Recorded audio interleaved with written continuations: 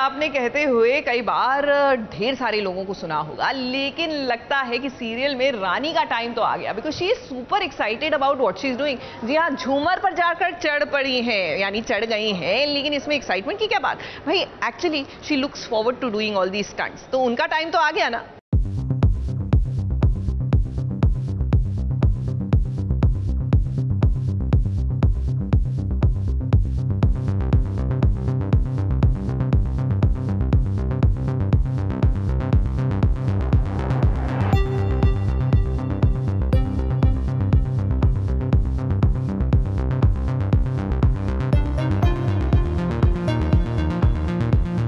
कुछ ऐसे ही सीन होते हैं जिसे करने के लिए एक्टर बेताब होता है। रोमांटिक सीन, झगड़ा करने वाले सीन, रोने धोने वाले सीन्स, ये सब तो हर एक्टर हर दिन करते हैं।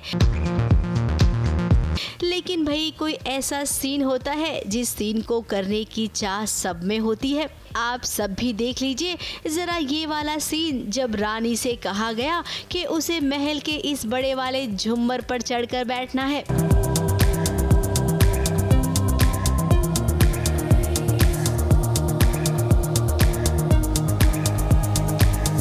मैं बहुत ही एक्साइटेड थी इस सीन को करने के लिए और अभी करके भी मुझे बड़ा मजा आया। डेंजरस बोलूँ तो सब सेफ्टी आप देख सकते हैं, बहुत सेफली हमने किया सब कुछ। अब पहले तो वो थोड़ी सी कतराई, लेकिन फिर उसने ठान ली कि ये सीन वो कर कर ही दम लेगी। यूनिट वालों की मदद से देखिए कैसे झटपट से झूमर पर चढ़ गई। नज़ारा ये कि वीर को ये मोहतरमा छेड़ रही है, उससे प्यारी प्यारी बातें कर रही है। ये सब वो झूमर पर बैठकर सुन भी रही थी और देख भी रही थी। कोयल सी तेरी बोली, कुकु कुकु कुकु कुकु कुकु कुकु, सूरत है तेरी बोली, कुकु कुकु कुकु कुकु कुकु। इन मोहतरमा को जब इस बात का पता चला तो वो तो रानी पर बरस पड़ी।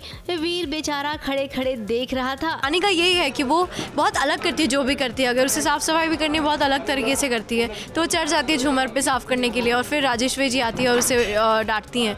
तो बट सबको बहुत मज़ा आता है। रानी नीचे उतरी और उसके बाद रानी माँ भी आ गई।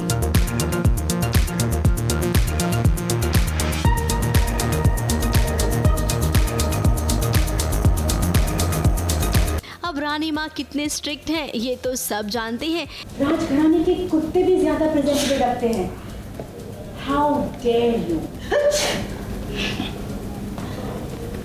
रानी का वो आपको चुप रहा था इसलिए। रानी के इस कारनामे के बाद अब रानी माँ क्या करेंगी ये तो हमें नहीं पता, लेकिन हाँ वीर जरूर कुछ कुछ सोचेगा रानी के बारे में। मुंबई से नेहा सावंत के साथ एबीपी न्यूज रिपोर्ट।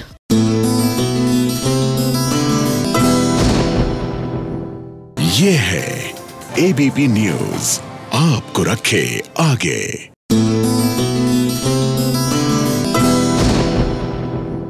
जानना चाहते हैं एंटरटेनमेंट की दुनिया का ताजा हाल, तो जरा देखिए एक नजर।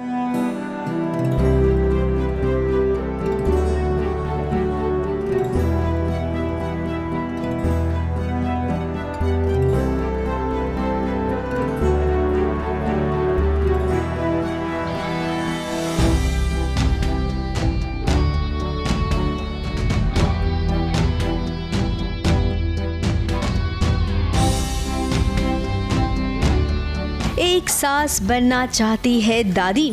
वो चाहती है कि उसके गोद में कोई तो नन्हा मुन्ना खेले, लेकिन रेणुका का ये सपना तब पूरा होगा जब नव्या माँ बनेगी।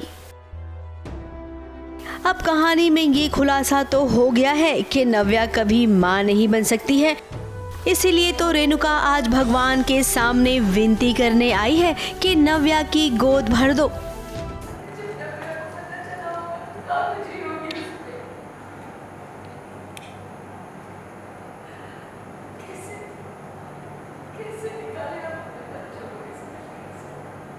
अब सासू माँ, भगवान आपकी ये विनती जरूर सुनेंगे। आपकी बहू रानी की तो नहीं, लेकिन हाँ आपकी प्रार्थना जरूर मानी जाएगी। अरे आजकल तो इंटरनेट पर जमाने की जानकारी मिल जाती, जाओ ढूंढो जरूर मिलेगी।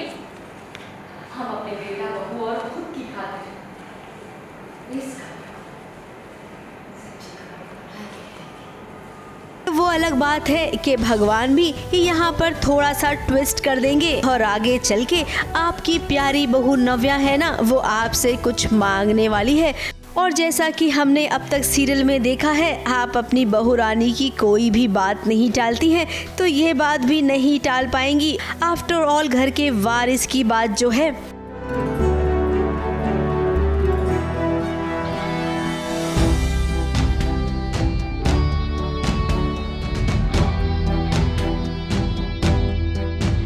ABP news report.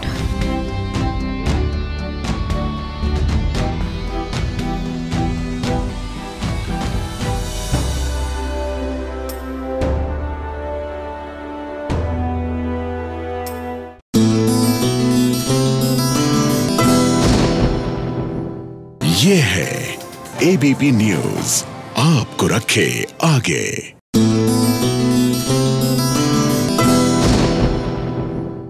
भाई सीरियल कुंडली भाग्य में लीजिए, प्रीता और करण की शादी तो हो गई। अब शादी के बाद के वो तमाम रीति रिवाज चल रहे हैं, लेकिन ऐसे में ड्रामा ना हो ऐसा तो हो ही नहीं सकता। तो बस मायरा ने भी आकर अपना हाथ एकदम फिल्मी अंदाज में काट लिया है और मायरा को समझाने की जगह भाई पूरा खानदान लगा हुआ है इन दोनों को सीख सिखाने।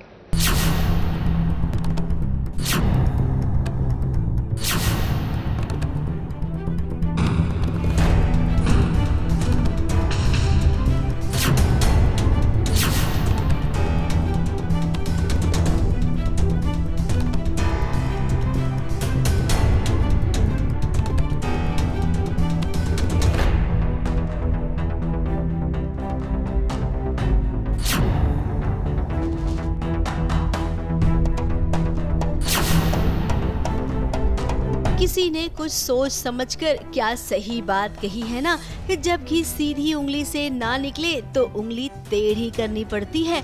अब देखिए मायरा ने भी तो वही हरकत कर दी है।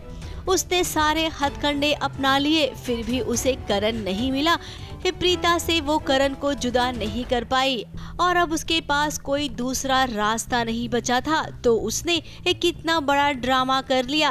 पार्टी में उसने अपना हाथ काट लिया और देखिए करण प्रीता का फंक्शन खराब तो हुआ ही, साथ ही मायरा को अस्पताल पहुंचाना पड़ा। मायरा जो है वो अपना थोड़ा सा गड़बड़ हो जाता है, वो अपनी कलाई काट लेती है, बहुत सारा खून आता है, तो हम उसको हॉस्पिटल में लेकर आते हैं। उसके बाद जो फैमिली के अंदर जो स्ट्रेस शुरू होता है, ब्लेम गेम शुरू होता है, उसको कैसे कैसे कैसे कैसे हम स्लोली उसको ग्रेजुअली उसको ओवरकम करते हैं। बड़े प्यारे प्यारे से सीन्स हैं। अब मायरा की ये हरकत कौन सा एंगल लेगी ये तो हम नहीं जानते, लेकिन हाँ अस्पताल में जो इतना बड़ा ड्रामा चल रहा है उसे लेकर जरूर कुछ कहना चाहेंगे। मेरी बेटी के साथ इसकी सगाई हो चुकी थी, लेकिन ऐन मौके पर इसने शादी इससे कर लिया। आप क्यों नहीं समझ रहे? आप पता करने की कोशिश तो कीजिए। मेरी बेटी अंदर मरी हुई है।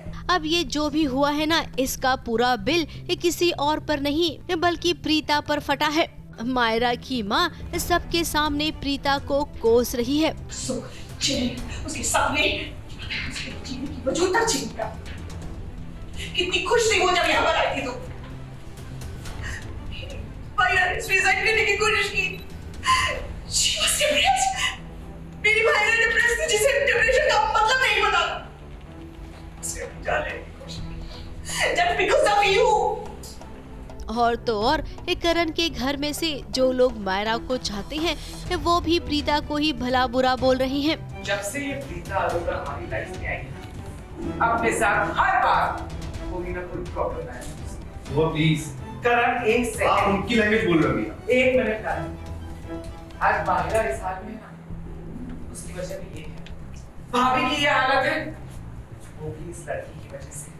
बहुत सारा ड्रामा होने वाला है, बहुत सारी मस्ती होने वाली है, बहुत सारा एक्शन होने वाला है स्टेज में। अब ये सब ड्रामा तो चलते ही रहेगा, आगे प्रीता को सोचना है कि अब बाहर कैसे निकलेगी इस ड्रामे से। ABP news report.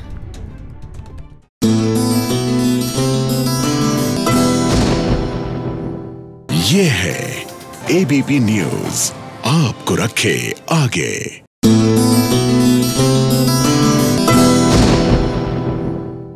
Okay, hi Devendra, how are you? Hi Anjum. Hi Raj. मुझे पता है यूज कर रहे हो, बहुत थक गए, बट थैंक यू आने के लिए। तो स्टार्ट करते हैं। लोग पागल हो रहे हैं, दीवाने हो रहे हैं मिर्जापुर, हर जगह मुन्ना भैया, गुड्डू भैया, काली, तो आप लोगों के लिए रिस्पॉन्स कैसा है, क्योंकि आपकी जो मेहनत है वो रंग लाई? जी, बहुत अच्छा लग रहा है इस रिस्पॉन्स से, क्योंकि मैं आपको सच बताऊं तो कुछ हद तक पता था कि रिस्पॉन्स आएगा ही आएगा, क्योंकि सीजन 2 की मेहनत हमेशा आप सीजन 1 में करते हैं। तो हमने सीजन 1 में अपनी मेहनत कर दी थी पूरी, तो सीजन 2 में पता था कि जो आगाज होगा वो तो बढ़िया ही होगा, लेकिन आगे ये देखना होगा कि आगे जाके कैसा जाता है, how do people actually like it. तो वो एक अच्छी बात है। ग्रेविटी ज्यादा होते हुए it's more dark, it's more intense season 2, but तभी भी लोगों ने इतना पसंद किया है उस चीज को, जो कि बहुत अच्छी बात है। मतलब they been true fans of the show, और सच में उन्होंने कैरेक्टर से इतना रिलेट किया है कि बहुत अच्छा लगा देख के। अंजुम, आपके लिए तो एक जिम्मेदारी होगी ना, बिकॉज फर्स्ट पार्ट में, सेकंड सीजन में जब आप आए हैं तो ऑलरेडी एक बेस बना हुआ था, वहां पर खुद को साबित करना और वो भी अपने कैरेक्टर को एस्टैब्लिश करना कि ये बंदा कहीं ना कहीं अंदर ही गेम खेल के बड़ा बनेगा, कोशिश कर रहा है, रिवेंज लेगा, तो आपकी ये जिम्मेदारी बना था ये कैरेक्टर? बिल्कुल, बहुत बड़ी जिम्मेदारी थी राज। मतलब देखिए क्या होता है कि पहले ही आप एक ऐसी चीज से जुड़ रहे हैं जो पहले ही बहुत ज्यादा अपनी ख्याति और बहुत बड़ा नाम कर चुकी है। हालांकि सीजन 1 में भी वो कैरेक्टर इंट्रोड्यूस हो गया था, लेकिन हमने उसे ज्यादा नहीं देखा था, और एक बहुत बड़े प्रॉमिस पे हमने बात छोड़ी थी कि आपको सीजन 2 में इस किरदार को अच्छे से देखने को और जानने को एक मौका मिलेगा। लेकिन हाँ, वो एक जिम्मेदारी थी, क्योंकि इतनी ऐसी कास्ट और ऐसी राइटिंग और एक ऐसा शो जो इतना ज्यादा लोगों ने पसंद किया है, और खासकर आपके एक कैरेक्टर को लेके भी इतनी ज्यादा जिज्ञासा है लोगों के बीच में, तो उसको बखूबी निभाना, और उस पर भी जो किरदार है, कैरेक्टर है, वो बहुत ही ज्यादा डिटेल्ड है, बहुत ही डेलिकेट लाइन पे चलने वाला है कि आपको जो चॉइसेस जो आप ले रहे हैं वो बहुत ही बारीकी से लेनी पड़ेंगी, क्योंकि वो जिस तरीके का इंसान है भी, तो बहुत ज्यादा चैलेंज था वो। लेकिन जैसा कि पुनीत कृष्णा ने और विनीत ने उसको लिखा था, आधा काम वहीं पर हो गया था। फिर गुरु ने अपनी गाइडेंस के साथ एक सही मार्ग दिखाया, और मेरा जो एक प्रोसेस रहा, जिस तरह से जो जो चॉइसेस लेनी है हर सीन में, हर कैरेक्टर में, अलग अलग कैरेक्टर्स जो हैं सीजन में आपने देखा होगा, उनके साथ किस तरह का सीन्स में चॉइसेस लेनी है, किस तरह से उसको मतलब अप्रोच करना है, वो एक के बाद एक छोटे छोटे कदम लेते चले गए। और अब खुशी है इस बात की कि जो जो चीजें आपने डाली उसके अंदर, वैसी की वैसी चीज लोगों को पसंद आ रही है, वो इसके बारे में बात कर रहे हैं, और मतलब इतना ज्यादा ऑलरेडी लोग उसे पसंद कर रहे हैं, प्यार कर रहे हैं, तो बहुत अच्छा लग रहा है। लेकिन एक बात माननी पड़ेगी कि वो कहते हैं ना कि आप तो किसी चीज के लिए, एंटरटेनमेंट के लिए कुछ भी कर सकते हैं, ये एक लाइन है। पेंडेमिक में आप लोगों ने शूट किया है, तो मैं सिर्फ ये जानना चाहूंगा, आधा शूट, क्योंकि पिक्चर्स आउट हुई थी जब लॉकडाउन खत्म हुआ, आधा शूट आपने उस वक्त शुरू किया, पूरा शूट किया, या पहले आधा शूट हो चुका था, वो क्या था? राज, हमने शूट नहीं किया। सॉरी पेंडेमिक हमने शूट नहीं किया है राज, पेंडेमिक में हमने डबिंग किया है। शूटिंग हमारा प्रोसेस शुरू हो चुका था, बट हाँ एक चंक था डबिंग का जो कि बचता था, तो वो हमने अपनी जान हथेली पर लेके किया। क्योंकि फर्स्ट एपिसोड में ही आप जब बेड पे लेटे हैं, तो पास में मैंने एक सैनिटाइजर की बोतल देखी थी, उस सीन में वो नजर आ रही है, तो मैं सोचा था शायद गुड ऑब्जर्वेशन, बट वो आईसीयू में हमेशा मिलेगी आपको। इट्स अ डिफरेंट थिंग कि आजकल हम ऐसे एनवायरनमेंट में जी रहे हैं कि वो सिंक बहुत अच्छा करती है उससे, बट एक्चुअली वो इतना फ्रेश नहीं है। लेकिन मैं ये आप दोनों से सवाल पूछना चाहूंगा कि पहले हम बोलते थे कि बॉलीवुड में स्टार्स हैं, लेकिन जो डिजिटल प्लेटफॉर्म है इसने वो स्टार का जो तमगा है उसको हटा के एक्टर्स बोलना शुरू कर दिया, यार ये एक्टर कमाल का है, ये एक्टर जबरदस्त है, अब इसमें स्टार वर्ड यूज नहीं होगा। तो डू यू थिंक कि ये ऐसा ही चलना चाहिए, या यहाँ पे भी वो एक, बिकॉज आप जब बहुत बड़े बन जाएंगे डिजिटल में भी, तो एक स्टार लेवल पॉइंट आना चाहिए, आपको क्या सोचना है एज एक्टर्स? अंजुम, देखिए ये जो फॉर्मेट है ये बना ही है, और एक तरह से इसकी ये जिस तरह से आगे जिस तरह से इसमें काम हो रहा है, It's a very good time for everybody, like even writers, even directors, and especially for actors, कि आपको एक तो आपको एक अलग अलग तरीके के कैरेक्टर्स इसमें लिखे जाते हैं, इस अलग अलग चीजें आप कर सकते हैं और बहुत डिटेल चीज होती है वो अनलाइक एनी अदर फॉर्मेट, क्योंकि एक सीरीज का फॉर्मेट अपने आप में थोड़ा लंबा होता है, एक 5, 6, 10 एपिसोड होते हैं।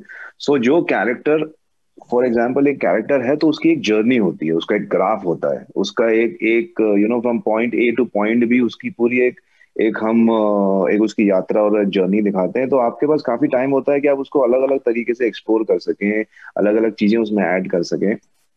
तो डेफिनेटली एक, और हाँ मतलब यहाँ पे वही चीज है कि एक चैलेंजिंग भी है कि अगर आपको काम आता है तो ही आप यहाँ पे अपना एक सरवाइव कर पाएंगे, आप ठीक से कर पाएंगे, क्योंकि बहुत ज्यादा कमाल का यहाँ पे कमाल का काम हो रहा है इस स्पेस में। तो लेकिन मतलब अच्छी बात यही है कि हम, क्योंकि कैरेक्टर्स ड्रिवन चीज है, ज्यादा कंटेंट इसमें ज्यादा जिसकी बात होती है वो होता है कंटेंट।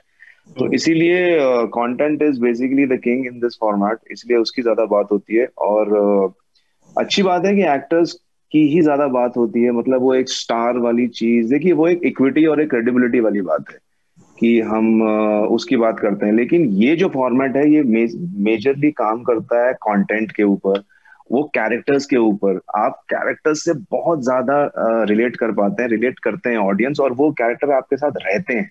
इसीलिए भी मेरा मानना है कि यहाँ पे हम एक्टर्स और कैरेक्टर्स से ज्यादा जुड़ते हैं। उनका जो एक ऑरा है या वो एक स्टार है, उनका कितना ज्यादा चीज है, वो होते हुए भी मतलब जो पॉपुलैरिटी, फॉर एग्जांपल आप मिर्जापुर में शो की बात करें, जो कैरेक्टर्स की पॉपुलैरिटी बहुत ज्यादा है, बहुत ही ज्यादा है, लेकिन क्योंकि वो काम बहुत अच्छा है, क्योंकि वो लिखाई बहुत अच्छी है, क्योंकि वो उस एक्टर से, उस कैरेक्टर से लोग जुड़ते हैं एक लंबे समय तक, इसलिए वो हमेशा उन्हें एक्टर्स की तरह ही रेफर करते हैं। उनके दिमाग में वो छप जाता है कि ये एक्टर है, ये कैरेक्टर है, और इसीलिए हम इसे पसंद कर रहे हैं। तो आई थिंक वो एक डिमार्केशन है वो बहुत स्ट्रांग है और वो अच्छा है और वो ऐसे ही बना रहना चाहिए। वेरी डेमोक्रेटिक प्लेटफॉर्म है ये बहुत। तो इसमें आपको एक्चुअली स्टार सिस्टम की जरूरत नहीं। आप एक कोने में बैठ के अपनी एक वेब सीरीज बना लीजिए या अपनी एक फिल्म बना लीजिए, और उसको अगर आप डिजिटल प्लेटफॉर्म पे लाते हैं तो अगर उसमें मेरिट होगा तो वो किसी से भी कम नहीं पड़ेगी। और हमने ऐसे बहुत सारे एग्जाम्पल्स देखे हैं। खैर मिर्जापुर की बात करें तो 2 बड़े नाम इसके साथ हैं, अपना एक्सेल है और अमेजोन है, तो it makes it a big appeal. But at the same time अगर आप नामों के तौर पे देखें तो कोई भी ऐसा बहुत बड़ा नाम आपको नहीं मिलेगा जब सीजन 1 आया था कि आप बोलें कि अच्छा भाई इसके भरोसे कोई चीज चल जाएगी। और यही ये प्लेटफॉर्म प्रूव करता है कि किसी नाम की जरूरत आपको नहीं है। अगर आपके पास कहानी है, किरदार है, तो आप चाहे किसी भी प्लेटफॉर्म पे होंगे, किसी भी कोने में होंगे, किसी भी वर्ल्ड के कोने पे होंगे, people will relate to you. Mirzapur आज वर्ल्ड ओवर देखा जाता है, और जैसे हम भी ऐसे वर्ल्ड ओवर बहुत सारे ऐसे शोज हैं जो हम लोग भी इंडिया में बैठ के देखते हैं। तो इट डेफिनेटली इसकी जो ट्रू नेचर ही है वो ही मेरिट है। तो यहाँ पे कोई स्टार सिस्टम हो ही नहीं सकता। It's a galaxy full of stars. It's not that you have 2, 3, 4, 5 stars. No, it's a big galaxy. अभी थोड़ी देर पहले हम रसिका से बात कर रहे थे, उनका इंटरव्यू चालू था, तो हमने ऐसे ही पूछा कि इतने, क्योंकि आपके सीन्स काफी हैवी होते थे, इंटेंस सीन्स भी होते थे, उसके बीच में तो जोक क्रैक करने का टाइम मिलता था। तो रसिका ने स्पेशली देवेंद्र के लिए बोला, यार मैं क्रॉस होती थी, पूछती थी कैसा चल रहा है, तो देवेंद्र बोलता है यार बहुत बहुत हैवी चल रहा है। तो वाकई में ऐसा इतना हैवी माहौल था सेट पे, आप लोग जोक्स क्रैक भी नहीं कर पाते थे, इतना इंटेंस था माहौल। नहीं देखिए, ऐसा नहीं है कि जोक्स नहीं क्रैक करते थे, डेफिनेटली जोक्स क्रैक होते थे, but they used to be few days जहां पे बहुत ज्यादा इंटेंस सीन्स हो रहे होते थे, और इंटेंस सीन्स के बीच में आप जोक्स नहीं क्रैक कर सकते हैं क्योंकि आप उसी स्टेट ऑफ माइंड में रहना चाहते हैं, उसी सुर पे रहना चाहते हैं। You don't want to break that sur of yours. तो डेफिनेटली मुझे याद है सीजन 1 में हुआ था ये कि बहुत ज्यादा इंटेंस हो जाता था कुछ चीजें, इतना ज्यादा। त्रिपाठी निवास तो खैर इतना, वो घर ही ऐसा भूतिया घर है कि वहां पे रहने वाले, वहां की हवा, वहां का सन्नाटा एक बहुत ज्यादा डार्क हो जाता था। तो otherwise we are a very very happy go lucky team, all of us, all actors, all the technicians, we love to hang out after the shoot, we love to party, but या जब काम हो रहा होता है तो वो काम एक्चुअली बहुत सीरियसली हो रहा होता है, और कुछ दिन तो खैर मतलब गजब के ही सीरियस होते हैं। अच्छा, ये सवाल आप दोनों से है कि आप दोनों वाकई में मिर्जापुर गए असली वाले? वहां का माहौल ऐसा ही है, मतलब इससे मिलता जुलता है या इतना उसमें? हम मिर्जापुर टेक्निकली एक बार सीजन 1 में होके गुजरे थे, वहां पे एक बड़ा ही छोटा सा एक आउटस्कर्ट्स में हमने एक चीज शूट करी थी, लेकिन मिर्जापुर पर से हमने वहां पे शूट नहीं किया। मिर्जापुर अपने आप में एक बड़ी प्यारी जगह है। मिर्जापुर वायलेंस और किसी भी ऐसी चीज के लिए नहीं जाना चाहता है।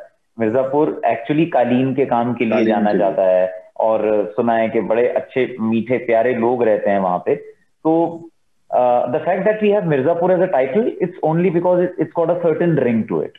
मिर्जापुर में एक भबका है अपने आप में, एक नाम में वजन है। तो it's more to do with the cinematic choice than actually the reason based choice. Anjum ji बिल्कुल, मतलब मैं भी शूट के दौरान भी मिर्जापुर मेरा तो जाना नहीं हुआ। मिर्जापुर के आसपास हमने बनारस के आसपास हमने शूट जरूर किया था, लेकिन हाँ बहुत ही प्यारी और जैसे कि देवेंद्र ने भी कहा, कालीन और दूसरी चीजों के लिए जाना जाता है। और कहीं कहीं जगहों पे जो लोग मैंने देखे उस बेल्ट के, बड़े ही प्यारी, मुझे तो बड़ा कमाल का फ्लेवर लगता है उन लोगों में, जिस तरह से वो बात करते हैं। उनका ह्यूमर भी इतना करेक्ट है, और बहुत ही ना मेरे को एक चीज लगती है कि वहां के आम आदमी ने भी बहुत ज्यादा अवेयर और अपडेटेड है, जो भी चाहे वो पॉलिटिकल चीज हो या सोशल चीज हो, जो भी चल रहा है उससे बहुत ज्यादा वो बहुत पढ़ते हैं। तो उनका ह्यूमर भी ना उस चीज में हमेशा रिफ्लेक्ट होता है कि जो चीजें हो रही हैं, जैसा चल रहा है, जो माहौल है, जो भी चीज, तो ऐसा लगता है आदमी की यूं ही फट्टेबाजी नहीं होता है उनके ह्यूमर में। बहुत ही उसमें भी एक आपको बहुत कंटेम्परराइज ह्यूमर होता है, कंटेम्पररी चीजें बहुत होती हैं उसमें, तो बहुत ही कमाल का फ्लेवर लगता है वो जब भी वहां जाते हैं। ओके, वैसे मीम्स जो हैं मिर्जापुर के वो भी काफी अब बनने शुरू हो गए और पहले से बन रहे थे, लेकिन सीजन 2 के लिए लाइक अमरीश पुरी प्रार्थना कर रहे हैं भगवान से कि फाइनली वो दिन आ गया। और मतलब काफी, तो आप लोग ये मीम्स देखो खुद की, और क्या रिएक्ट करते हैं जब आप देखते हैं? आपके भी मैं तो हंसता हूँ और तुरंत अपने ग्रुप में या जैसे कोई भी हमारे जो दोस्त हैं, जो एक्टर्स हैं, उनसे शेयर करते हैं, मतलब मजा ही आता है। तो और कमाल की बात उसमें ये होती है कि ना कि वो मीम भी ऐसे नहीं है कि मीम सॉरी वो मीम भी ऐसा नहीं है कि मीम लोगों ने बना दिया, उसमें भी नहीं, there is a thought gone in it. आदमी ने सोचा है, उसकी अपनी एक स्क्रिप्ट है, उस मीम की अपनी एक स्क्रिप्ट है, उसका अपना एक ह्यूमर है, वो सोच समझ के बनाई हुई चीज है। तो वो उस ह्यूमर पे और उस सोच पे बड़ा मजा आता है, या हंसी आती है, या कमाल की बात लगती है वो। चलिए मुझे लगता है ये मीम बनाने वाले लोगों को फिल्म्स में आना चाहिए, इनको स्क्रिप्ट लिखना चाहिए, एटलीस्ट डायलॉग राइटिंग में तो आना ही चाहिए। They are very very creative people, we really love them, love them all. Okay, मेरे सिर्फ 2 सवाल और मुझे आपसे पूछने थे। डिजिटल प्लेटफॉर्म नो डाउट बहुत अच्छा कर रहा है, and I am sure future में बहुत अच्छा करेगा, लेकिन सिर्फ एक कहीं ना कहीं एज अ व्यूअर मेरा ये सवाल है कि जो गालियां हैं, जो अब्यूजिव वर्ड्स हैं, वो एक कहानी का हिस्सा होती हैं कभी कभी। कोई कहानी अगर दमदार हो और उसमें गालियां ना डाली जाए और फिर भी वो हिट हो जाए, इसके चांसेस हैं। लाइक फॉर एग्जांपल मिर्जापुर में अगर कोई गाली नहीं होती तो भी क्या वो इतना देखा जाता? यार मुझे लगता है देखा जाता है, लेकिन क्या बात ये होती, फिर क्या वो सच्चाई होती? क्या वो यूपी के एक टाउन की सच्चाई होती जहां पे इंसान एक तरीके से बात करता है? फिक्शनल नहीं है ये चीजें। हमको ये बात समझनी होगी कि अगर हमको गालियां बुरी लग रही हैं तो हमें अपनी सोसाइटी में जाके उसे चेंज करना होगा। गालियां, किस तरीके की गालियां हमारे यहाँ दी जाती हैं वो बुरी बात है। हमारे यहाँ बड़ी सेक्सिस्ट गालियां दी जाती हैं, माँ और बहन की गालियां दी जाती हैं, बाप और भाई की आप गालियां नहीं सुनते हैं हमारे यहाँ पे, वो प्रॉब्लमैटिक बात है। गालियां तो हमेशा किसी भी सोसाइटी में रहेंगी ही रहेंगी, इट्स अ ह्यूमन एक्सप्रेशन, इसमें कुछ गलत नहीं है। गलत बात होती है जिस इंटेंशन से वो बोली जाती है, वो बात गलत होती है। तो इसका कोई डेफिनेट आंसर नहीं है इस चीज का। यू एज अ क्रिएटर आपको ये बात पता होनी चाहिए कि आप उस सच्चाई के लिए उस रीजन की आप गालियां डाल रहे हैं दिखाने के लिए, या आप ऑडियंस को सिर्फ टिटुलेट करने के लिए कर रहे हैं। एज एन एक्टर गाली को आप कैसे प्रयोग कर रहे हैं, हमेशा उसको अंडरलाइन करते हैं या वो आपका एज जस्ट निकल जाती है। आई थिंक मिर्जापुर की, मैं सच आपको बताऊं, गालियां पसंद लोग इसलिए करते हैं क्योंकि यहाँ पे कोई भी इंसान गाली को गाली की तरह बहुत मीन करके नहीं बोलता है। मिर्जापुर की गालियां फनी हैं, अगर आप देखेंगे तो ज्यादातर फनी चीजों में आती है मिर्जापुर की गालियां, और वो जो एक बात है वो अट्रैक्ट करती है लोगों को। इतना हेट और गुस्से में गालियां नहीं है जितनी कॉमिक सिचुएशंस में आपको मिलेंगी। चलिए, ये आपका आंसर मुझे बहुत अच्छा लगा, और ये एक पूरी चीज को जस्टिफाई करता है सही तरीके से, in a very positive manner I would say. तो लास्ट चीज, पार्टी कब होने वाली है? बिकॉज हम 2 दिन से इंटरव्यूज कर रहे हैं सबकी, और सबसे यही पूछ रहे हैं। वॉच पार्टी तो हो रही है, लॉकडाउन हट गया है, सक्सेस पार्टी भी हो सकती है अब, जहां पे आप सोशल डिस्टेंसिंग के साथ मिल सकते हैं। तो are you planning this kind of party? Oh yes, we definitely are planning. All of us, we are party people. Mirzapur के जितने जानवर हैं सब पार्टी एनिमल्स हैं। So we are dying to party together, all of us, and we should. मैं अंजुम से अभी यही बात कर रहा था कि पार्टी करना है, और मेरा शूट खत्म होने वाला है, उसके बाद यही करते हैं। जी। तो आज उसी का लास्ट डे ऑफ शूट है, तो वो खत्म हो जाएगा तो एक जिम्मेवारी पूरी हो जाएगी उसके बाद। But yeah we truly, Anjum right, we truly बिल्कुल 100% work hard and party harder. बिल्कुल हम लोग मतलब हमेशा we used to look forward कि एक काम, एक शेड्यूल, एक चीज आपने पूरी की, एक वो पड़ाव पूरा हुआ, तो उस पड़ाव के बाद मिलना जुलना, बात करना और पार्टी करना इज वेरी इंपॉर्टेंट, जिससे कि फिर दूसरे पड़ाव की तरफ आदमी फिर से निकल पड़े। तो आई एम श्योर हम लोग जल्दी कुछ दिनों में, 1-2 दिन में, आने वाले दिनों में कुछ करेंगे प्लान मिलने जुलने का, और फिर किया जाएगा। पिक्चर्स डालेंगे सोशल मीडिया पिक्चर्स। चलिए, thank you so much and thank you Raj. Thank you Raj, bye bye. Thank you.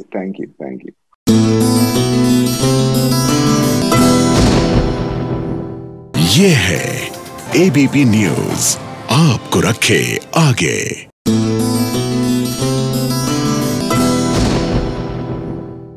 सबसे पहले तो आप सबको बधाई कि मिर्जापुर 2 के सक्सेस के लिए, कि लोग काफी तारीफ कर रहे हैं, आप सब लोग उसमें बधाई के पात्र तो बनते ही हैं। पंकज सर और रसिका जी, विजय, आप सबको बहुत बहुत मुबारकबाद। Thank you. कैसा लग रहा है? सबसे पहले तो यही पूछूंगी कि पहली बार भी सक्सेस देखा, दूसरी बार भी सक्सेस देखा, ये सवाल तो बनता ही है, कैसा लग रहा है? बताइए रसिका जी। अच्छा लग रहा है क्योंकि इस बार सक्सेस भी हुआ है और बदला भी पूरा हुआ है। डबल हो गया। नहीं, सीजन 2 की जो ऑडियंस तो बहुत टाइम से इंतजार कर रही थी सीजन 2 के लिए, और वो खुश हो रहे हैं, इसलिए हमें भी खुशी हो रही है कि वो सेटिस्फाइड हैं, तो अच्छी बात है।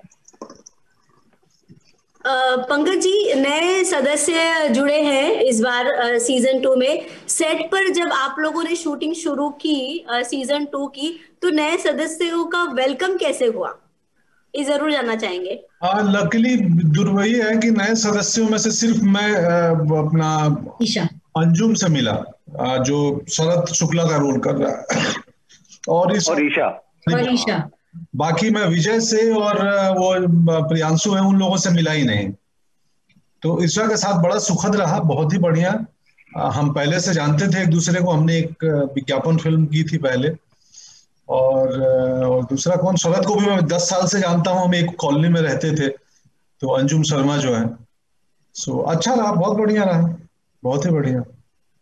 विजय, आपने जिन लोगों के साथ में आपने किया, तो आपको लगा उन लोगों ने वेलकमिंग किया आपका किस तरीके से किया? मतलब तो दोनों को वेलकम किया गया, बड़े और छोटे को। तो बहुत मजेदार वेलकम तो क्या था, इस स्क्रिप्ट में ऐसा लिखा गया है कि इन किरदार का धीरे धीरे आना होगा और अपनी अपनी जगह बनाते जाएंगे। तो उस हिसाब से जिनके साथ मेरा काम होता था, मैं उनके साथ मिलता जुलता था, बातचीत होती थी, सीन करते थे। जैसे मैं दिवेंदु को एज ए मुन्ना त्रिपाठी देख चुका था 1 साल, फिर मैंने अली और श्वेता के साथ सीन्स किए, जिनको मैं गुड्डू और गोलू के नाम से जाना जाता था। इन कैरेक्टर्स को मैं ऑलरेडी जानता था, और ये कैरेक्टर्स मेरे सामने जीवित हुए मेरी आंखों के सामने। तो बहुत मजेदार एक्सपीरियंस था।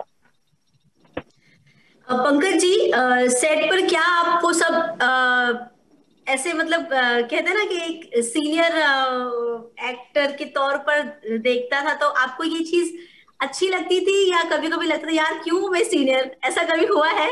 नहीं नहीं नहीं नहीं, मुझे कभी कोई सीनियर एक्टर के तौर पे नहीं देखता है और ना मैं बिहेव करता हूँ और ना मैं सीनियर एक्टर हूँ। सच्चाई यही है कि उम्र देखने में स्ट्रगल इतना किया कि बुढ़ा लगने लगा ना दोस्त। मैं 44 का हूँ।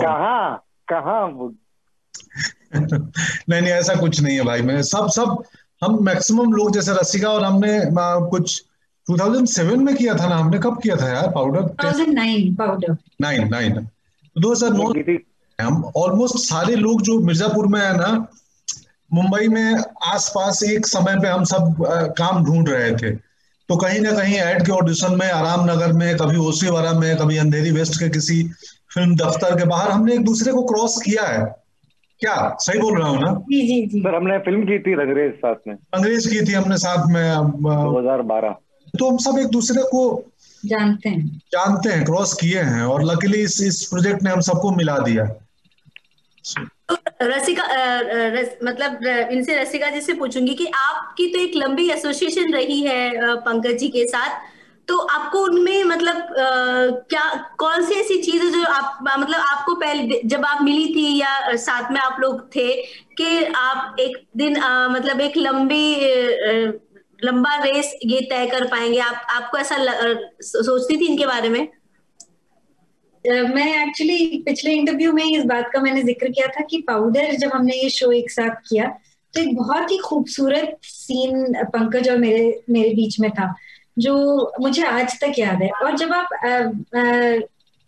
कोई अच्छा सीन करो ना को एक्टर के साथ तो वो बहुत टाइम तक याद रहता है, चाहे वो शो सक्सेसफुल हो या ना हो तो उसकी याद रह जाती है। और जब भी एटलीस्ट मेरे साथ तो यही होता है कि अगर अच्छा एक्टिंग एक्सपीरियंस हुआ को एक्टर के साथ तो मैं उनसे जहां भी मिलती हूँ ना तो एक बहुत ही अपनापन महसूस होता है और एक बहुत वार्म फीलिंग होती है। जैसे आज भी जब भी मैं नवाज से कहीं भी मिलती हूँ, उनके साथ मंटो में काम करने का एक्सपीरियंस इतना अच्छा रहा, मुझे बहुत एक वार्मथ लगता है हम लोगों के बीच में। तो पंकज के साथ भी वैसा ही मुझे लगा और हमेशा इच्छा थी कि दोबारा काम करें। और मिर्जापुर में जब मैंने सुना कि पंकज त्रिपाठी हैं तो मतलब ऑलरेडी मैं रोल को हाँ तो बोलने ही वाली थी क्योंकि बहुत इंटरेस्टिंग कैरेक्टर था, लेकिन ये एक एडेड इंसेंटिव हो गया मेरे लिए। देखो क्या है, अभिनय जो है ना दोस्त, अभिनय एक्टिंग जो है ना वो अभिनय क्राफ्ट और ये सब के संग संग एक बहुत ही खूबसूरत एनर्जी एक्सचेंज का मीडियम है। हम जब दो अभिनेता एक साथ अभिनय कर रहे होते हैं या तीन अभिनेता तो हम बहुत सोल के हिसाब से भी एक दूसरे को कुछ तो एनर्जी दे रहे और ले रहे होते हैं। बड़ा स्पिरिचुअल काम लगता है मुझे कभी कभी एक्टिंग। को एक्टर के साथ जो रिलेशनशिप होती है, अगर एक्टिंग एक्सपीरियंस अच्छा रहा हो तो वो तो मेरे लिए बहुत ही वैल्यूबल रिलेशनशिप्स हो जाती है। मुझे तो बहुत ही अपने को एक्टर्स के साथ मतलब बहुत प्यार आता है अपने को एक्टर्स पर। विजय से पूछूंगी कि गली बॉय जैसी फिल्म आपने की, एक बहुत बड़ी मतलब बॉलीवुड में तो काफी चर्चा में रहा आपका किरदार। ऐसी फिल्म करने के बाद फिर आपको लगा कि मतलब डिजिटल पे भी मुझे जाना है, ये मतलब ये चॉइस कैसे आपने रखी? नहीं मतलब गली बॉय ब्लॉकबस्टर थी और मिर्जापुर भी ब्लॉकबस्टर था, तो मैं ब्लॉकबस्टर करना चाह रहा था। फिर भी कहीं मन में ऐसा था कि अभी लोग डिजिटल को इतना बड़े तौर पर देखते हैं, लेकिन जैसे मैंने मिर्जापुर को जिस तरह का रेस्पॉन्स मिला था सीजन 1 को, उतना बड़ा रेस्पॉन्स बड़ी बड़ी फिल्मों को नहीं मिला है। और मुझे डबल रोल ऑफर किया जा रहा है एक फ्रेंचाइज में जो इतना ऑलरेडी कामयाब है और इतने जबरदस्त लोग हैं। इनमें से काफी के साथ मेरी दोस्ती भी है और काफी मतलब ज्यादातर लोगों का काम मैं इतना ज्यादा पसंद करता था। तो जैसे कि पंकज और रसिका बोल रहे हैं कि आप उनके साथ टाइम स्पेंड करना चाहते हो, आप उन अभिनेताओं के साथ एक सीन के या एक्टिंग के जरिए उनके करीब आना चाहते हो, आप उनके साथ एनर्जी एक्सचेंज करना चाहते हो। बहुत मजा आता है उसमें। जब भी लोग मुझे बोलते हैं इसमें इतना स्ट्रॉन्ग स्टार कास्ट है, आप कैसे स्टैंड आउट करोगे, आप कैसे करोगे, मुझे लगता है कि जब स्ट्रॉन्ग स्टार कास्ट है तभी तो मजा आएगा खेलने में, क्योंकि देना लेना अच्छा होगा ना। नहीं तो वो अपनी एक्टिंग कर रहे हैं, मैं अपनी एक्टिंग कर रहा हूँ, ऐसे भी किए हैं, तो उसमें कुछ मजा नहीं आता। तो आप किसके फैन? मिर्जापुर में आपको अगर पूछा जाए कि आप किसके फैन हैं तो आप क्या जवाब देंगे? पेमेंट मुझे पहुंच गई है तो मैं कालीन भैया का फैन। हमारी सर कहते हैं ना कि जब अच्छी कहानी होती है तो लोग चाहे उसमें बड़ा स्टार हो या छोटा स्टार हो, लोग जुड़ जाते हैं क्योंकि कहानी बहुत मायने रखती है। लेकिन जैसे डिजिटल और वेब का जो कंटेंट होता है उसमें अब्यूजिंग बहुत ज्यादा होती है। तो आप तीनों से ये सवाल है कि आप लोगों को लगता है कि बिना इस मतलब अब्यूजिंग के भी अगर कहानी अच्छी हो तो लोग जुड़ेंगे?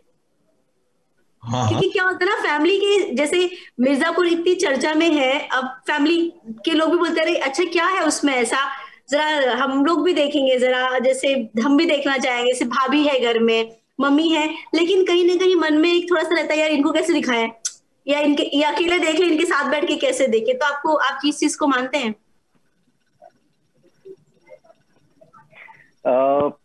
देखो मैं अपना पर्सनल ओपिनियन बताऊं, मेरे घर में ना सिर्फ मेरे माता पिता बट मेरे दादा दादी नाना जी को तो मैं मिला नहीं था, लेकिन काफी लोग ना बात करते करते गाली वाली दे ही देते हैं। ऐसा कुछ प्रॉब्लम नहीं है कि ऐसे टैबू नहीं है हमारे घर में।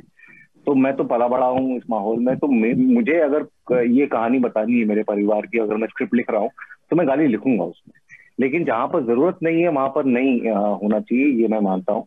उसको आप सेंसेशनलाइज करने के लिए यूज नहीं करें। और अच्छी बात ये है कि इसमें आप बोल के आते हैं शुरुआत में कि 18+ शो है, ताकि बच्चों तक ये, उनके कान तक ये बात नहीं पहुंच जाए जो इस चीज के लिए रेडी नहीं है। लेकिन एक it should be true to the nature of the story. अगर आप किसी के बारे में बात कर रहे हो और उस दुनिया में, उस माहौल में शब्दों का इस्तेमाल किया जाता है, तो हमारे पास फ्रीडम होनी चाहिए वो बोलने की। हालांकि सैंक्शंस टीवी पे थे, प्रेस पे थे, एडवर्टाइजिंग पे थे, प्रिंट मीडिया में थे, सबसे सैंक्शंस इसलिए थे क्योंकि वो सब जगह पर आराम से पहुंच जाते थे और आपके पास कोई जरिया नहीं था उनको कंट्रोल करने का कि कौन देखे कौन नहीं देखे। बट इसमें आपके सेपरेट लॉगिन्स हो सकते हैं स्ट्रीमिंग प्लेटफॉर्म्स पे, चाइल्ड लॉक हो सकता है। There are several ways to kind of make sure that it doesn't reach the ear of somebody who's not targeted for it. Pankaj sir आप क्या बोलेंगे? मैं पंकज सर वो सब बोल दिया विजन, एकदम यही मैं भी बोलता कि हम लोग जिम्मेदार अभिनेता हैं, तो हमें लगता है, मुझे खासकर कि जब बिना, आप शायद ध्यान देंगे तो कालीन भैया ने सीजन 2 में भी सबसे कम आई थिंक एक जगह बोली होगी, 2 जगह शायद। मुझे लगता है कि अगर गाली दिए बगैर काम हो रहा है तो फिर मैं क्यों वेस्ट करूंगा। थ्रू मिनिमम क्रिएट मैक्सिमम पिछली बार बोल रहा था। तो अगर जहां बहुत जरूरी है, जहां बात कम्युनिकेट नहीं हो पा रही है, उससे सीन वहीं देते हैं, बाकी जगह नहीं देते हैं। और वैसे भी ये प्राइवेट व्यूइंग का है कि आपके पास आईडी होता है, डिस्क्लेमर है उधर 18+ का। तो ऐसा तो है नहीं कि हमने यार फैमिली ऑडियंस थी, हम 8 बजे का प्राइम टाइम वो GEC देख रहे थे और अचानक गालियां आने लगी। हम पहले से बताया हुआ है कि ये कंटेंट वैसा है। आप लोग जैसे कि अभी मिर्जापुर 2 की मैं भी कल जब मैं इंटरव्यू कर रही थी तो पूरी टीम बात कर रही थी कि हमने बात की कि अब तो सक्सेस पार्टी होनी चाहिए। तो आप लोग भी चाहते हैं कि इसकी सक्सेस पार्टी होनी चाहिए? ये सक्सेस पार्टी चल रही है। ये कोविड के टाइम अलग अलग अपने अपने घरों में बैठे हैं, पानी पी रहे हैं। तो क्या करोगे आप, कहाँ जाओगे? Cheers. पार्टी कर रहे हैं। पंकज सर आपने तो टीवी पे भी काम किया है, छोटे पर्दे पर भी काम किया है। सरोजनी शो मुझे याद है कि आपके मतलब ये ना एक शो ऐसा था मतलब जिसमें मतलब आपके ऊपर पूरा फोकस किया गया था उस शो पे। तो एक टीवी पे जब आपका करियर बहुत ही शानदार था, मतलब उस शो में मुझे याद है कि जल्दी टीवी पे फीमेल्स को ही लाइमलाइट दी जाती है, जबकि आपके शो में पूरा शो आप पे था वो। ऐसे में फिर बोलते हैं ना कि आपने जो आगे का सफर तय किया वो करते ही गए, लेकिन आप कभी सोचते हैं कि टीवी पर भी मौका मिलेगा एक बार वापस छोटे पर्दे पर, तो फिर मैं कर सकता हूँ काम? और ना छोटा बड़ा कुछ नहीं होता है उसमें। मैं उस सीरीज में मैं बोर हो गया था और मैंने ही छोड़ा उनको। एक दिन बोला अब हो गया, नहीं करूंगा, बट कुछ अंतर नहीं पड़ता है। वहां क्या होता है, आप रिपीटेटिव काम कर करके बोर हो जाते हैं, नौकरी लगने लगती है जीवन। वो तो आदमी की टेंडेंसी है ना कि हम जिससे उब जाते हैं बोलते हैं अब हो गया, नेक्स्ट कुछ करते हैं। तो अच्छा था। कौन से चैनल पे था? मैंने नहीं देखा है। जी टीवी पे था। नहीं, एक इंडियन चैनल पे था। नहीं, जी टीवी पे था ना? नहीं, हम अभी अमेज़न प्राइम की बात करेंगे हमारा। हाँ नहीं, तो अभी नेक्स्ट मतलब कहते हैं नेक्स्ट 3 के लिए भी जहां पर कहानी बहुत ऐसे मोड पर रखी गई है कि अब बोलते हैं ना कि घायल शेरनी बहुत ज्यादा खतरनाक होती है, तो आपको घायल ही छोड़ा गया है। किस तरीके से एक मोटी मोटी स्टोरी, क्या आपको क्या लगता है कि अगर 3 चीजें पूछी जाए मिर्जापुर 3 में बहुत इंपॉर्टेंट होंगी तो वो क्या होंगी? पुनीत बताएंगे, लेखक क्रिएटर बताएंगे, हम लोग को क्या मालूम। एक्टर्स भी डिस्कस करते हैं, आपस में बैठते हैं। नहीं हमको अखंडानंद त्रिपाठी और बीना त्रिपाठी। हाँ, ये 3 लोग बहुत इंपॉर्टेंट रहेंगे। ऋषिका, आप में इस किरदार को करने के बाद आपको लगता है कि अभी आपको किस तरीके से किरदार, आगे किस तरीके के किरदार आपको करने हैं? आप कितनी ओपन है? किस बारे में ओपन? आगे किस तरीके के किरदार अभी आपको करने हैं, या जो किरदार आपने किया है इसको लेकर आपको किस तरीके से अगला रोल कैसे ऑफर हो रहा है? लोग किस तरीके से आपको अब कास्टिंग के तौर पर ऑफर करेंगे? ऐसा आपको लगता है कि किस तरीके का रोल अब आप करने के लिए आप तैयार हैं? मतलब एक्टर का काम यही होता है कि वो जितना वैरायटी अपने काम में ला सके उतना अपने लिए भी इंटरेस्टिंग हो जाता है और देखने वाले के लिए भी इंटरेस्टिंग हो जाता है। तो बीना त्रिपाठी का रोल तो है ही, लेकिन मैंने और भी बहुत सारे कैरेक्टर्स किए हैं जो बीना से बहुत अलग हैं। तो उस वैरायटी की वजह से अगर कोई कास्टिंग डायरेक्टर्स या प्रोड्यूसर्स समझ पाए कि as an actor I have a range and therefore वो मुझे अलग अलग टाइप के रोल्स में कास्ट करें, तो मुझे खुशी होगी। अब क्या किस चीज तक पहुंचती है और वो क्या परसेप्शन कोई उससे लेता है और उसके वजह से वो आपको कौन सा रोल ऑफर करते हैं, वो उन सब चीजों के बारे में मुझे खबर होती भी नहीं है और मुझे होनी भी नहीं है। तो वो तो डिपेंड करता है किसने आपका कौन सा काम देखा और उनकी परसेप्शन आपके बारे में क्या है। लेकिन एज एन एक्टर जितना वैरायटी आप कर सकते हो वो आपके लिए बेटर है। सेट पर आप पंकज जी के साथ होती थी। सुशीला, ये लास्ट करें प्लीज। हाँ ठीक है। सेट पर आप पंकज जी के साथ होती थी और आपके ससुर जी का जो किरदार निभा रहे थे, तो इन सीनियर एक्टर मतलब एक जैसे माहौल कैसा होता था? अगर लंच टाइम की बात करें, गॉसिपिंग की बात करें, तो आप लोग किस तरीके से अपना टाइम कैसे बिताते थे? हमारी जो त्रिपाठी हवेली है ना, उसके सेट पे अगर आप जाएंगे ना तो आपको भी लगेगा कि माहौल कुछ ज्यादा ही डार्क हो गया है। कहीं सीजन 1 के दौरान तो जब हम लोग 14 दिन शूटिंग कर रहे थे सेट में, एक दिन मुझे लग रहा था कि वो दीवारें ना ऐसे अंदर आ रही हैं, ऐसा लग रहा था। और मैं दिव्यांशु से बात कर रही थी एक दिन, तो मैंने पूछा कैसा चल रहा है तुम्हारा? He said, हाँ बहुत अच्छा चल रहा है, लेकिन कई बार ना बहुत ज्यादा डार्क हो जाता है। और मैं भी उसके बाद से सहमत थी कि ऐसे सीन्स हम लोग शूट कर रहे थे कि कई बार काफी हैवी और डार्क हो जाता था। लेकिन पंकज तो बहुत ही एंटरटेनिंग है, वो कई चीजों में कई जोक मार देते हैं, सीन के दौरान जोक मार देते हैं। तो एक तरीके से एक हल्कापन आ जाता है काम करते वक्त। और दर्शकों का भी एक दूसरे को काफी टाइम से जानते हैं, तो उस वजह से भी एक हल्कापन रहता है। पर दर्शकों की जो दिमाग में जो इमेज है ना पंकज सर की, वो इस तरीके की, उनको देख के किसी को लगे नहीं कि वो जोक भी कर सकते हैं। अरे क्या बात कर रही है? नहीं, आपने वासीपुर से लेके अपना क्या कहते हैं मसान, फुकरे, स्त्री, ऐसे तो मतलब गुंजन सक्सेना, सब में तो इतना उन्होंने ह्यूमर क्रिएट किया है। इनफैक्ट मुझे इनकी खासियत मुझे ये लगती है कि वो बहुत अच्छे टाइप का ह्यूमर हर रोल में लेके आते हैं।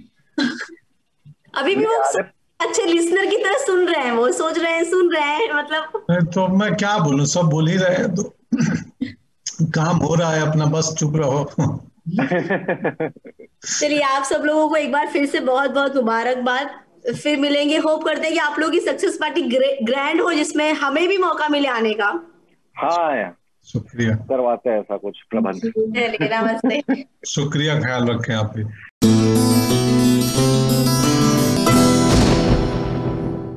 ये है एबीपी न्यूज, आपको रखे आगे।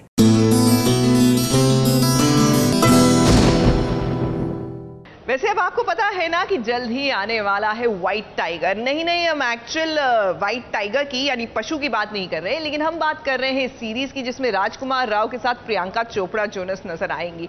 बहरहाल, अगर आपने ये नॉवल नहीं पढ़ी तो पढ़ लीजिए। जी हाँ, क्योंकि नॉवल के बाद जब आप ये सीरीज देखेंगे तो उसका एक अलग ही इंपैक्ट होता है। फिलहाल इसका ट्रेलर लॉन्च हुआ, कैसा था आइए बताते हैं।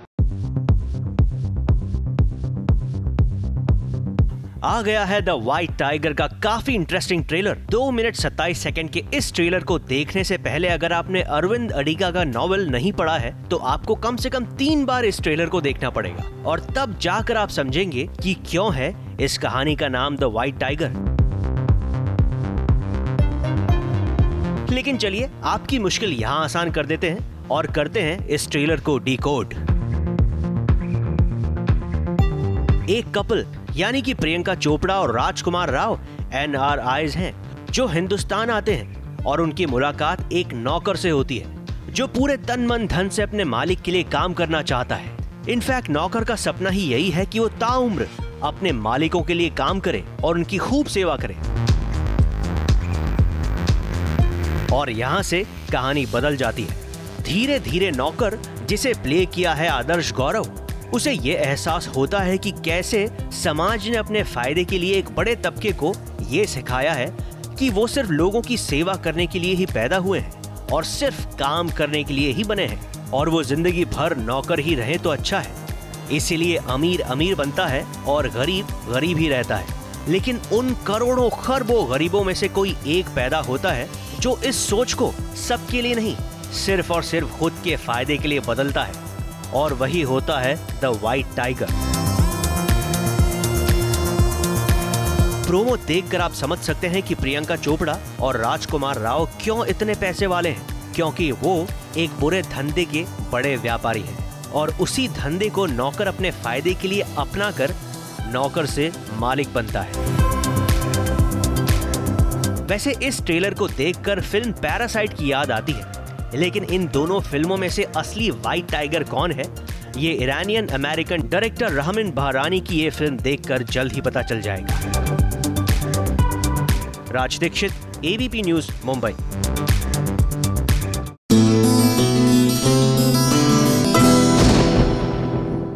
ये है एबीपी न्यूज, आपको रखे आगे। एबीपी न्यूज, आपको रखे आगे।